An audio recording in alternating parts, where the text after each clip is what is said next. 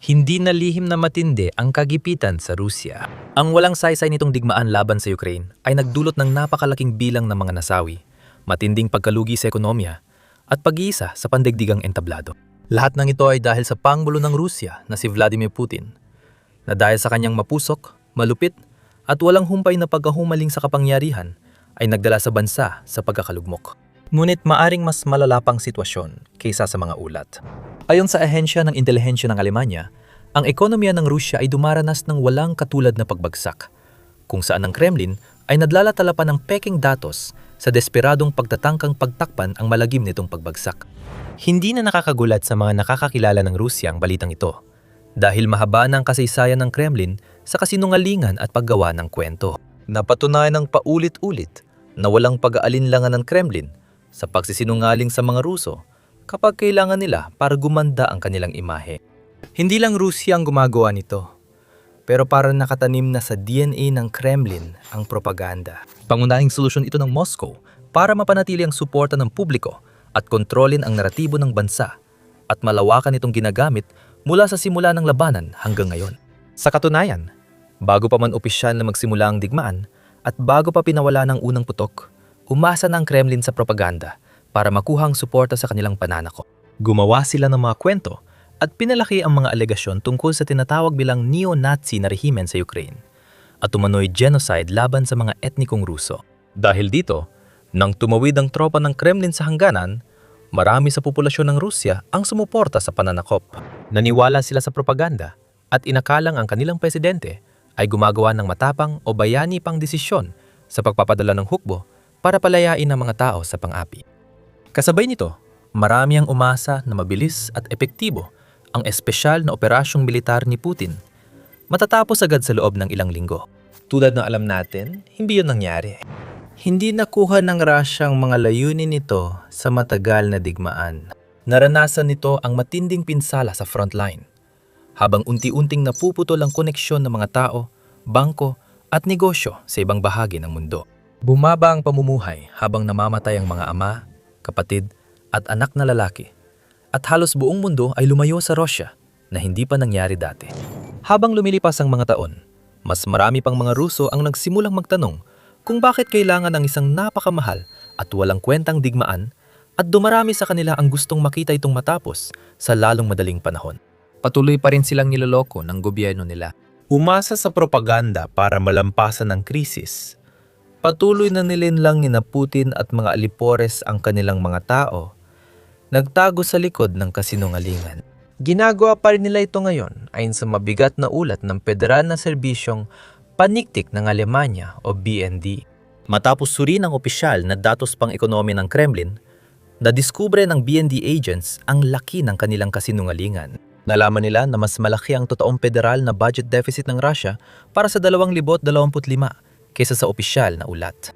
Para maging mas tiyak, sinabi ng Moscow na ang kanilang deficit para sa 2025 ay nasa 5.65 trilyong rubles na humigit kumulang 72 bilyong dolyar.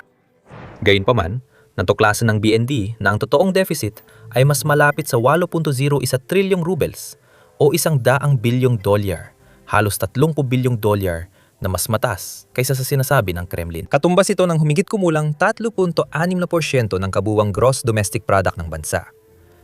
Isang nakakagulat na antas ng pagkalugi, ayon sa ulat ng BND, ipinapakita nito ang tunay na gastos na tinatanggap ng Kremlin sa agresibong digmaan laban sa Ukraine na may epekto sa loob ng maraming taon.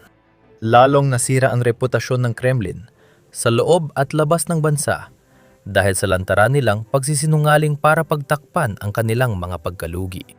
Lalong nababawasan ang tiwala sa opisyal na estadistika. Ang Russia bilang lugar ng pamumuhunan ay may matinding panganib. Hindi magtatagumpay ang plano ni Putin na ibalik ang dating kaluwalhatian ng Russia sa ganitong sitwasyon. Mula sa pananaw ng Ukraine, gayunpaman, ito ay napakagandang balita. Maring binabaluktot ng Russia ang katotohanan. Pero isa ito sa pinakamalalaki at pinakamatinding kasinungalingan na nagpapakita kung gaano kalalim ang pagbagsak ng bansa. Sa mga unang taon ng digmaan, hindi naman kinakailangang magsinungaling si Putin tungkol sa ekonomiya. At hindi rin naramdaman ng Kremlin na kailangan nilang dayain ang kanilang mga kalkulasyon dahil naging maayos naman ang kanilang pagharap sa mga unang gastos ng labanan.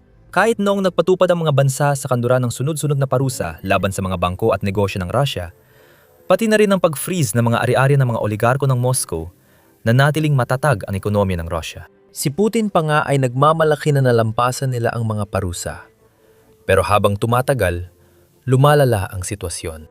Unti-unting naubos ang National Wealth Fund ng Russia, nababawasan ng reserba, at ang pinakamahalaga sa lahat, ang industriya ng langis, gulugod ng ekonomiya, ay ramdam na ang matinding pressure. Dahil sa mga parusa, maraming bansang nagbawas ng pagdepende sa yaman ng Russia, pinutol ang kasunduan sa kalakalan, at naghanap ng ibang mapagkukunan. Halimbawa, malaki ang binawas ng European Union sa pamumuhunan nila sa enerhiya ng Russia. Mabilis nitong ipinutupad ang halos total ban sa pag-angkat ng krudo at produktong petrolyo ng Russia sa pamamagitan ng dagat, at nagtakda ng mahigpit na price cap para limitahan ang kita ng Russia sa pag-export. Nag-diversify din ito ng mga supplier at pinabilis ang pamumuhunan sa mga renewable energy sources sa pamamagitan ng RE-Power EU Plan. Makikita sa estadistika ang epekto ng mga desisyong ito. Halimbawa, ang pag-aangkat ng petrolyo mula Rusya patungong EU ay bumaba mula 29% noong unang quarter 2021 hanggang 1% sa ikatlong quarter ng 2025. Habang tinalikuran ng mga mamimili sa EU ang Moscow, sinikap ng Kremlin na palakasin ang ugnayang pangkalakalan nito sa ibang mga bansa. Umasa ito na ang mga tulad ng Sina, India, at iba pang bansa ang pupuno sa kakulangan at susuporta sa ekonomiya ng Russia. Sa ilang panahon, ginawa nga nila ito. Kalaunan, nagsimula ring pag-isipang muli ng mga bansang ito ang ugnayan nila sa Russia. Noong Pebrero, 2026 nang hako ang mga refinery ng langis sa India, nababawasan ang pag-angkat ng langis mula Russia at mag-i-invest sa enerhiya ng Amerika, matapos pumirma ng bagong kasunduan sa kalakalan sa Estados Unidos. Bukod pa rito, kahit na patuloy pa ring bumibili ang Tsina ng maraming yaman mula Russia, bumaba ang kabuuang kalakalan nito sa Russia noong 2025, kung saan ang kabuuang halaga ng pag-aangkat at pagluluwas sa pagitan ng dalawang bansa ay bumaba mula $244.8 bilyong noong 2024 patungong $228.1 bilyong noong 2025. At hindi lang yon ang kinailangang harapin ng Kremlin. Kailangan din nilang tiisin ang mas kaunting pera na pumapasok mula sa iilan na lang nilang natitirang katuwang sa kalakalan. Kinaharap din ito ang direktang pag-atake gamit ang pampasabog sa mga infrastruktura ng industriya ng langis nito. Sa buong 2025 at papasok ng 2026, paulit-ulit na tinarget ng mga drone crew ng Ukraine ang mga refinery ng Russia, mga imbakan ng gasolina at mga pipeline na nagdulot ng sunod-sunod na matitinding dagok sa ekonomiya ng kalaban. Dahil sa mga pag-ataking ito, literal na naging usok ang napakaraming langis ng Russia na sumira sa ekonomikong plano ng Kremlin at nagpapahirap na suportahan ang kanilang makinarya ng digmaan. Noong mga unang buwan ng 2026, nagtagumpay ang mga pag-atake sa mga target. Tulad ng Ilsky Oil Refinery, isa sa pinakamahalagang refinery sa timog ng Russia, na nagsusupply ng gasolina sa puwersang lumalaban sa timog Ukraine, gaya ng Crimea at Volgograd Refinery, na nagbibigay ng gasolina sa mga opensiba sa silangang frente. Ang mga refinery sa Krasnodar Krai at sa Republika ng Komi ay tinamaan din, na lalong nagpapahina sa ekonomiya at militar na kakayahan ng Russia. Winasak din ng Ukrainian drone ang mga imbakan ng gasolina sa oil depot sa Libetsk, Belgorod, Volgograd, Penza at Voronezh, Russia. Tuwing tinatamaan ang mga target na ito, ramdam ng Russia ang epekto dahil apektado ang kita nila mula sa langis at gas na mahalaga sa pagpupundo ng digmaan. Dahil dito, lalong mahirap panatilihin ang digmaan habang tumitindi ang presyo sa bumabagsak na ekonomiya ng bansa. Walang senyales na gaganda ang sitwasyon sa lalong madaling panahon. Sa halip, ayon sa ulat ng BND, halos tiyak na lalala pa ito habang humahabang digmaan. Kung walang malawakang hakbang, lalo pang titindi at magiging talamak ang mga estruktural na suliranin ng ekonomiyang Ruso na labis na umaasa sa sektor ng enerhiya, ay lalong titindi sa pangmatagalan at nangangganib na maging talamak. At sabik ang Ukraina na pabilisin ang prosesong yon. Pero bago natin talakayin yan, marami pang kasunod nito. Kung may natutunan ka sa The Military Show, mag-subscribe ka. Ngayon, naging pangunahing bahagi ng Ukraina sa pagbagsak ng reputasyon ng Rusya. Kung walang drone attack sa refinery at iba pang targets, hindi ganito kadelikado ang ekonomiya ng Kremlin. Ngunit, hindi rito nagtatapos ang Kiev. Inanunsyo ng kanilang Ministry ng Depensa Ang layunin nitong higit pang pataasin ang depisit ng Rusya. Sa katunayan, gusto ng Ukraine na gawing pinakamasamang taon sa kasaysayan ng ekonomiya ng Rusya, ang 2026 gamit ang isang komprehensibong na estratehiya para makamit ang layuning iyon. Kasama sa estratehiyang ito, ang pakikipag-ugnayan sa mga kaalyado para magpatupad ng mas maigpit na parusa sa Moscow at magkasanib na aksyon laban sa mga oil tanker ng Shadow Fleet ng Kremlin. Magtutuloy ang Ukraine sa pag-atake sa mga pasilidad ng lanis gamit ang namanggunang arsenal ng drone at lalo pang lumalakas na mga long-range missile para tamaan ng kalaban sa pinakamasakit na bahagi. Ayon sa BND, ang mga dagdag na hakbang ng Ukraine at mga kaalyado nito ay maaring magpahirap pa sa sitwasyon ng Russia na mahirap na ngayon. Sa patatapos, pwedeng magpataw ng dagdag na parusa sa mga taga-suporta ng Russia sa ibang bansa o sa Shadow Fleet. Ang tuloy-tuloy na pagpapatupad dito ay posibleng magtaas pa ng gastos sa digmaan ni Putin. Habang kumukunti ang kita, tumataas naman ang gastos sa pagpapanatili ng kasalukuyang kalagayan. Halimbawa, para sa mga paraan ng pag-iwas. Lalo pang humihina ang katatagan ng ekonomiya ng Russia. Maging sa Russia, lalong nag-aalala ang mga opisyal ng Kremlin. Isang opisyal na piniling manatiling hindi pinangalanan dahil sa panganib ng pagsasalita ang naghayag sa Reuters na maaaring maging 3 beses na mas mataas ang pampublikong depisit ng Russia kumpara sa opisyal na target pagsapit ng katapusan ng 2026 dahil sa bumababang kita mula sa langis at mas maigpit na mga parusa mula sa kanluran. Tinukoy ng impormante ang kalkulasyon ng mga ekonomista mula sa isang konektado sa Kremlin think tank. Ayon sa ulat, hindi ilalatala ng Kremlin ang mga kalkulasyon, ngunit hindi ibig sabihin nito na mali o di balido ang mga ito. Ipinapakita ng mga ito na mawawala ng Russia ng hanggang 18% ng kita mula sa enerhiya kumpara sa plano ng gobyerno na magtutulak sa kanilang depisit hanggang 4.4% ng GDP na mas mataas kaysa sa optimistikong target ng Moscow na 1.6%. Aminado ang pinagmulan na lalong nagiging malala ang sitwasyon. Lumalala agad ang budget dahil mas mababa ang kita at mataas ang gastos. Dagdag nila, kailangang gumawa ng mas maigpit na hakbang ang mga awtoridad sa panangalapi para kahit paano'y makontrol ang krisis. Lahat ng ito ay maaring hindi ganon kasama mula sa pananaw ng Rusya kung talaga namang nakakamit ng bansa ang mga layunin nito at nagkakaroon ng tagumpay sa aktwal na labanan. Mas handang tanggapin ng publiko ng Rusya ang pagkalugi sa ekonomiya kung regular nakakabihag ng mga bayan at lungsod ang mga tropang Ruso at malinaw na nakakakuha ng mahahalagang posisyon. Dapat nilang itulak ang sarili patungo sa tagumpay na ipinangako noong 2022. Pero hindi yun nangyayari. Isa pang nakakabahalang ulat na isinulat ng mga mananaliksik na sina David R. Henderson at Ryan Sullivan at inilathala ng Defense News ang nagbunyag kung gaano kalaki ang nawala sa Kremlin at kung gaano kaliit ang kanilang napala mula nang ipag-utos ni Putin ang pagsalakay noon pang mga nakaraang taon. Malaki ang pagkakaiba. Upang matukoy kung magkano ang nawala at nagastos ng Russia sa digmaan kontra Ukraine, sinuri ng mga mananaliksik ang 3 bagay: halaga ng human capital, pagkasira ng kagamitan at gastusin sa operasyon, at epekto sa ekonomiya at pagkawala ng GDP ng Kremlin sa panahon ng labanan. Narito ang kanilang natuklasan. Tungkol sa halaga ng human capital, sinubukan ng mga mananaliksik na tantiyahin kung gaano kalaki ang naging epekto sa ekonomiya ng Russia ng kanilang mga kaswalti na ngayon ay higit na sa 1 milyon ang bilang. Ginamit nila ang Value of a Statistical Life, VSL, isang karaniwang sukatan sa ekonomiya para magawa ito. Dahil dito, tinaya nilang ang buhay ng isang Ruso ay nasa $2.6 na milyong at ang malubhang sugat ay nagkakahalaga ng $270,000. Mula doon, kailangan na lang ng grupo na i-multiply ang mga numerong ito sa total ng mga kaswalting Ruso.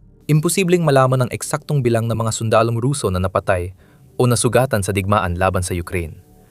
Dahil iba-ibang ulat ng bawat source at patuloy pang tumataas ang bilang araw-araw. Para maiwasan ang pagkiling, umasa ang mga mananaliksik sa datos noong Enero 2026 mula sa Center for Strategic and International Studies na naglalagay sa kabuang bilang ng mga sundalong Ruso na napatay hanggang ngayon sa humigit kumulang 325,000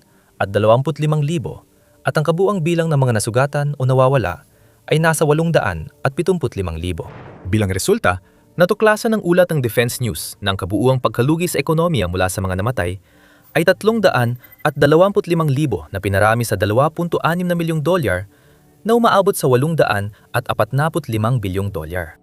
Ang pagkalugi dahil sa mga sugat ay 875,000 na pinarami sa 270,000 dolyar na ang kabuuan ay 236 bilyong dolyar. Sa kabuuan, mahigit 1 trilyong dolyar ang nawalang halaga dahil sa mga nasawi o nasugatang tropa, na bahagi lang ng mas malawak na issue. Nawalan din ang Rusya ng napakaraming kagamitang militar sa Ukraine. Ang mga open source intelligence group tulad ng Oryx, pati na rin ang mga internasyonal na ahensya ng intelihensya, ay sinusubaybayan at kinukumpirma ang mga pagkalugi na ito isa-isa. Libo-libong tangke, sasakyan, barko, eroplano, air defense system, at iba pang gamit ng Rusya ang nawasak ng mga drone, mina, missile at iba pa ng Ukraine. Ang iba sa mga kagamitang ito ay umabot sa 10 o daan-daang milyong dolyar. Minsan ay mas mataas pa. Imposibleng makuha ang eksaktong numero. Kaya umasang mga mananaliksik sa Minfin na naguulat ng opisyal na estadistika ng gobyerno para sa kanilang kalkulasyon. Ayon sa datos ng Minfin, nawalan ng Rusya ng 12,000 tangke, 24,000 armored fighting vehicles, at 400 eroplano at iba pang kagamitan. Kapag pinagsama-sama, ang mga nawalang kagamitang yon ay tinatayang nagkakahalaga ng humigit kumulang 125 bilyong dolyar. Tinataya rin ng mga mananaliksik na gumastos ang Moscow ng halos 150 bilyong dolyar pa para sa mga gastusin sa operasyon, tulad ng gasolina, bala at lohistika, ayon sa mga datos mula sa RAND Corporation. Sa kabuuan, may dagdag na 275 bilyong dolyar na pagkawala sa kagamitan at gastos sa operasyon. Ang ikatlo at huling salik ay ang macroeconomic na epekto at pagkawala ng GDP na naranasan ng Rusya dahil sa digmaan laban sa Ukraine. Mahirap itong kalkulahin dahil maraming salik at variable ang dapat isalang-alang. Ayon sa iba't ibang source, 600,000 hanggang 1 milyong Ruso ang umalis ng bansa mula nang magsimula ang digmaan. Marami sa kanila ay maari nakatulong at makakatulong sana ng malaki sa ekonomiya ng kanilang bayan kung hindi sana naganap ang digmaan. Kinailangan ding tantiyahin ng mga mananaliksik kung gaano kalaking kalakalan at pamumuhunan ang nawala sa Russia dahil sa epekto ng mga parusang ipinataw ng kanluran at sa lalo nitong pagkakahiwalay sa pandaigdigang entablado, kasama na ang epekto sa ekonomiya ng pag-freeze ng mga internasyonal na organisasyon sa mga ari-arian ng Russia. Pinadali ng mga mananaliksik ang proseso gamit ang pag-aaral noong Hulyo 2025 mula sa Universidad ng California, Berkeley, na tumingin sa mga pagtataya ng GDP ng Russia bago at pagkatapos ng pananakop.